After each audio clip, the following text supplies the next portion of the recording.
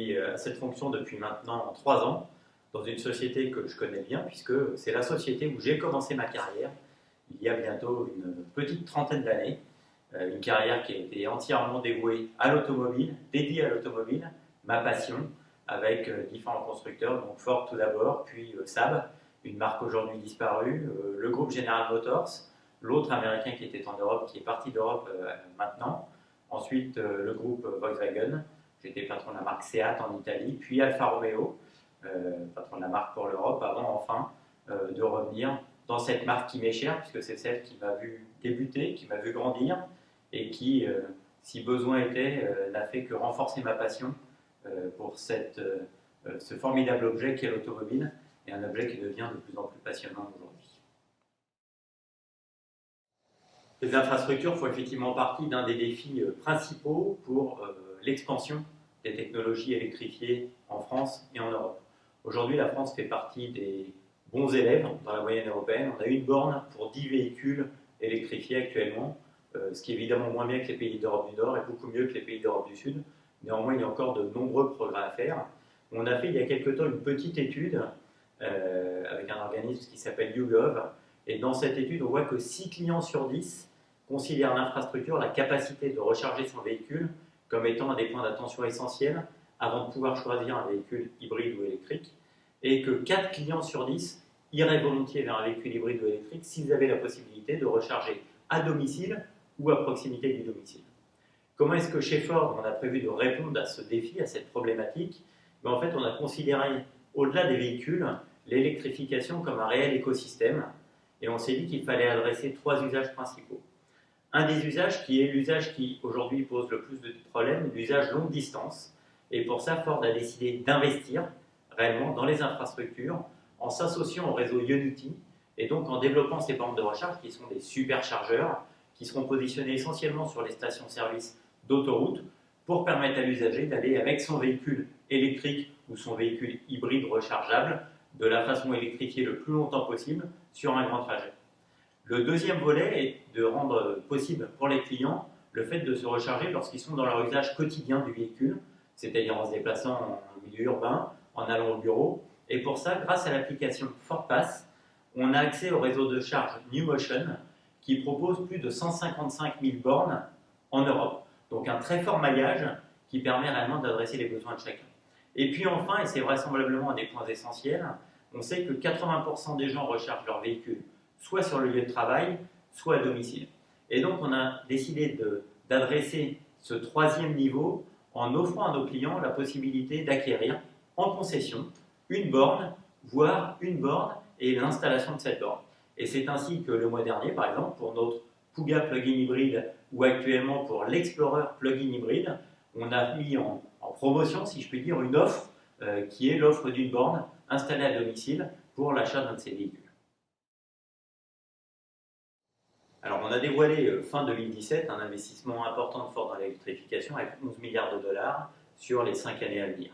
Avec cet investissement, évidemment, l'apport de nouveaux produits sur le marché, et on a annoncé l'année dernière qu'entre la fin d'année et la fin de cette année, on importerait 18 nouveaux véhicules électrifiés sur le marché français. Le dernier de ces véhicules électrifiés, et le plus électrifié d'entre eux, et aussi le plus iconique d'entre eux, c'est la nouvelle Ford Mustang Mach-E, un véhicule qui est très fortement inspiré au niveau du design de la Mustang. C'est la première fois depuis le lancement de Mustang qu'il y a une nouvelle version, une nouvelle typologie de carrosserie, donc très inspiré en termes de design, et un véhicule qui est également la première Mustang toute électrique, d'où le rappel au nom Mach-E, Mach parce qu'il y avait un modèle Mustang Mach-1 à l'époque, donc ça c'est une référence au passé, E évidemment pour électrique. La Mustang Mach-E c'est beaucoup plus qu'un simple véhicule, c'est un véhicule et un écosystème tout à la fois, puisque au-delà du fait d'être le véhicule avec l'autonomie la plus grande, il est homologué pour 600 km en données WLTP, en tout électrique, c'est également un véhicule qui est bardé d'intelligence artificielle et qui va découvrir au fur et à mesure quels sont les goûts, quels sont les souhaits de l'utilisateur du véhicule. Donc un véhicule qui va réellement savoir utiliser les données du client pour faire en sorte que l'usage soit le plus agréable et le plus pertinent possible pour le client. Et pourquoi ça? Parce qu'il y a toujours eu chez Ford ce souci d'améliorer la vie des gens, d'améliorer la vie des utilisateurs du véhicule. Et donc on s'est dit que la Mustang Mach-E, qui à tout point de vue va devenir un réel véhicule iconique pour la marque, devait être le véhicule qui le mieux répondait à cette problématique d'adresser, de répondre aux désirs et aux besoins de tous nos clients. Alors toujours dans ce souci d'améliorer la vie des gens, qui encore une fois fait partie de l'ADN, c'était un des credos d'Henry Ford, donc c'est pas quelque chose de nouveau, depuis la création de la marque c'est là.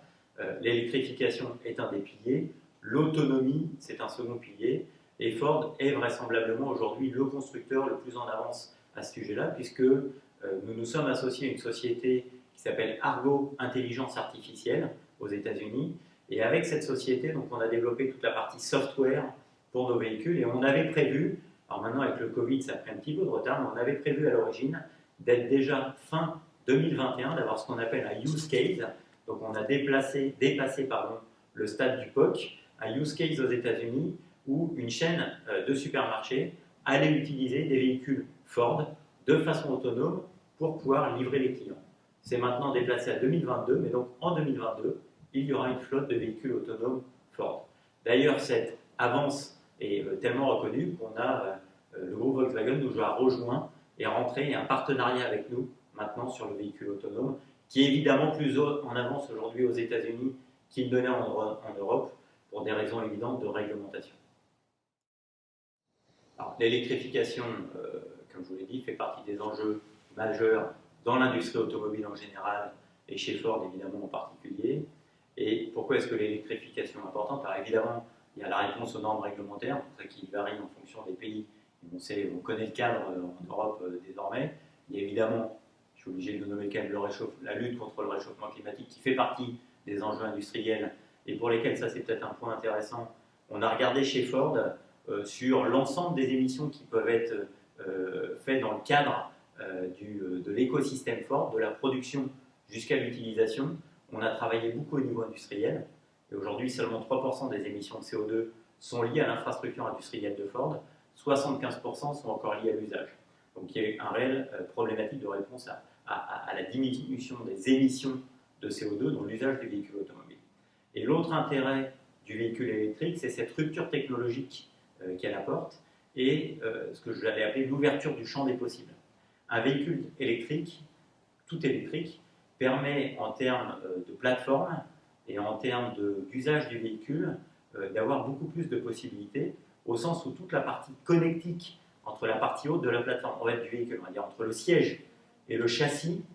c'est comme une prise électrique, et donc il n'y a plus réellement besoin de câbles, il n'y a plus besoin de crémaillère par exemple pour une direction, et donc ça permet, on pourrait imaginer tout à fait avoir une sorte de skateboard et mettre sur ce skateboard n'importe quelle carrosserie. Donc ouverture du champ des possibles en termes de design, et également ouverture du champ des possibles en termes, on en parlait il y a une minute, d'autonomie des véhicules, puisqu'on sait que pour arriver à une autonomie de niveau 5, il va falloir qu'on ait des véhicules qui soient capables d'échanger des données avec les infrastructures, avec les autres véhicules, et les véhicules électriques, de la façon dont ils sont conçus, vont nous permettre de gagner en vitesse et d'accélérer réellement au niveau de ces échanges de données.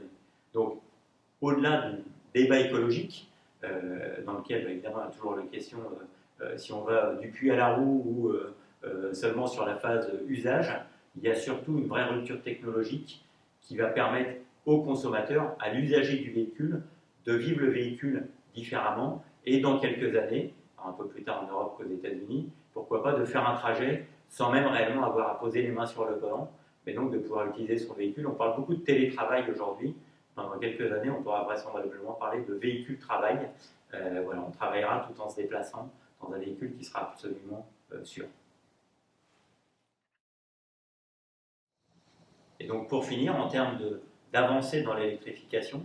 on a prévu chez Ford que déjà en 2022, en Europe, 50% de nos véhicules seraient électrifiés, et en 2025, donc dans l'industrie automobile 2025, c'est demain, on est dans des cycles longs, nous, 100% de notre flotte sera électrifiée. C'est vrai à la fois pour les véhicules particuliers, mais aussi, et ça c'est sans doute une de nos particularités, pour les véhicules utilitaires. Et d'ailleurs l'année prochaine, on va présenter